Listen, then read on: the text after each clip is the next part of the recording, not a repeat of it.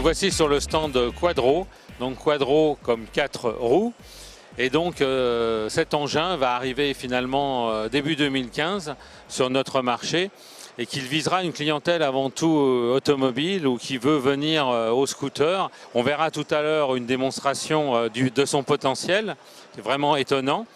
Mais maintenant, intéressons-nous plutôt aux aspects techniques. Donc pour ceux qui connaissent le Quadro 3D, l'avant reste à peu près similaire avec une suspension hydraulique entièrement par amortisseur qui règle à la fois l'inclinaison et la suspension. Les gros changements, c'est la partie arrière avec un cadre renforcé, un moteur donc, qui reste un 350 cm3 avec 30 chevaux de puissance, mais un différentiel arrière, 2 transmissions par courroie aux roues arrière.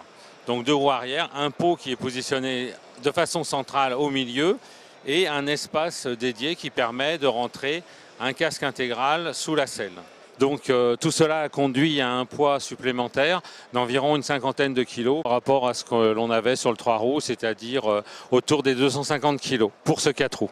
Donc on note aussi des petits détails d'évolution comme un frein de parking donc accessible sur le côté droit du véhicule qui est donc désaccouplé du blocage de la suspension hydraulique à l'arrêt qui reste à l'avant.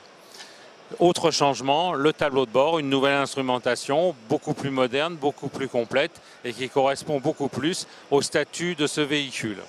Donc ça s'incline comme un scooter, ça tient énormément la route, un angle fabuleux, surtout une conduite sur l'eau très sûre, un freinage couplé à la pédale, pas d'ABS pour le moment, un prix de vente qui sera autour des 10 000 € je pense, mais il n'est absolument pas fixé, et une démonstration que nous allons aller voir maintenant.